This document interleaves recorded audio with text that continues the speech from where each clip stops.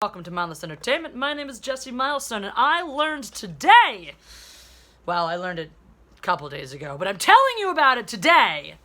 Very important. I learned that I am a sexist, misogynist woman hater. Did you know that? I learned that because an article on the internet said that the only people that liked Alita are anti-feminist women-hating men. So I'm an anti-feminist women-hating man because everything you read on the internet is true. Guys, obviously. Now, why? Why is Alita only for those people? Why was Alita made specifically for women-hating men? Because obviously it makes so much sense for a bunch of women-hating men to absolutely love and adore a badass female warrior. Makes so much sense, and here's why. Because the biggest flaw in Alita's character is that she has strong feelings. She falls in love with a man. Because it's so weak of her to do that. It's so utterly weak of a woman to fall in love with a man. Only weak women who subject themselves to the patriarchy and internalize misogyny could possibly love men. White men, no less. Ugh. How could she? Because you know what? It makes no sense whatsoever. It's totally illogical that a hormonal teenage girl would fall madly in love with the first reasonably attractive boy she meets. That's ridiculous. How dare they be so off base from reality and mock the true plights of hormonal teenage girls like that? The reality is hormonal teenage girls, real, strong hormonal teenage girls, just hate everybody and refuse to have emotions. That's how hormones work, obviously. They strip strong people of all their emotions. They only prey upon the weak. So if you ever meet a teenage girl who is madly in love with a boy, just understand that she is a weak woman who is unable to overcome her hormones, because that's the reality. The only strong women in the world are those who are able to completely shun and ignore all base biological instincts. If you give in to lust, love, care, concern for anybody, especially men, you are weak. You are weak, because that's how it works, guys. Because the point of toxic masculinity is that men who do the same thing are toxic and evil. But when women do this, they are strong and powerful. It's all about subversion, people. It's all about subversion. So I did a lot of thinking, and I learned a lot. I learned a lot ruminating on this concept. I realized that growing up, I thought chick flicks were geared towards me. I thought romantic comedies were for me as a young female girl to enjoy and to sort of have an outlet for all of those hormonal feelings. Turns out I was just weak. And in reality, those movies are all for woman-hating men, obviously. How could I not see it? The target audience, the main audience for all romantic comedies are misogynistic women-hating men. It just makes sense, because all of those women, all of these stories are predicated around a romantic relationship and a woman having very strong feelings and in some cases almost need for a certain man.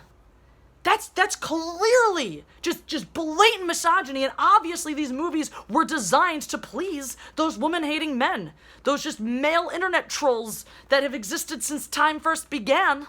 Those movies are for them, because the reality is the only kind of real strong woman is one who eschews all romance entirely. So it's a good thing that science has almost made men obsolete, that we're pretty much at the point where we can just reproduce without the use of men, because if current thinkings in feminism get their way, there just won't be any more sexual reproduction, because romantic involvements with men are evil.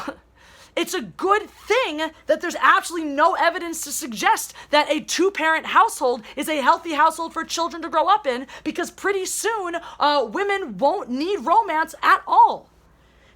And the thing is that it's probably better, it's probably more virtuous if a woman is in love with another woman, because as we all know, women are just more virtuous in general. But even so, that romance is a weakness. So a true strong woman won't need anybody else. They won't need to rely on any other person to do things. So it's really, really great that single parent households are always more healthy than dual parent households. It's really, really great that children don't actually need the balance of two different parents with two different parenting styles to help them grow up in unhealthy ways. It's really great that there's no evidence to suggest that in certain cases, single-parent households, especially with single children, parents develop really unhealthy relationships with those children. It's great that that evidence is not out there, because pretty soon we're going to live in a world with asexual reproduction where women just raise children all by themselves and don't need no man or woman or anybody else to take care of themselves, because it's definitely a good, excellent message and great for everybody's mental health to tell everyone that they should do everything for themselves. This is why Captain Marvel is a true feminist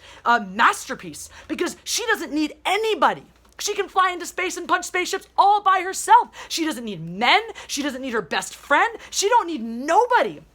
That's the message we should be spreading. You shouldn't need to ask other people for help.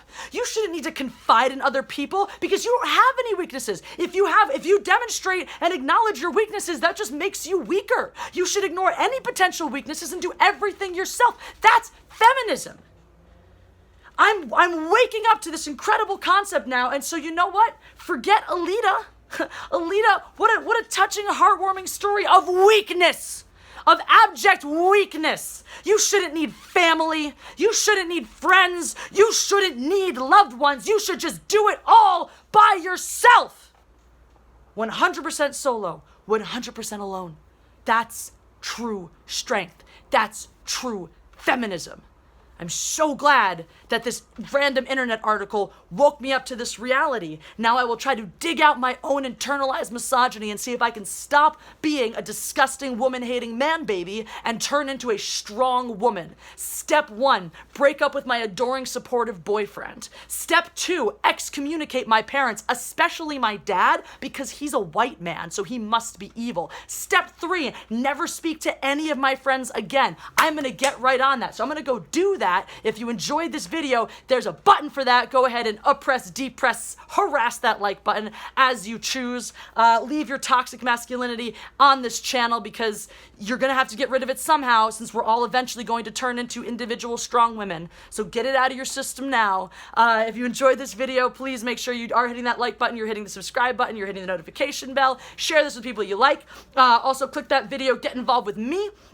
That's going to link you to my, all sort of information about my contact, my social media, my Patreon, my t-shirts. I have awesome t-shirts. You guys should totally check them out. If you guys are going to Star Wars Celebration, I'm so excited to see you there. And, yeah, so that's what's up. Thank you so much for being here and watching this channel, helping support it. God Empress out.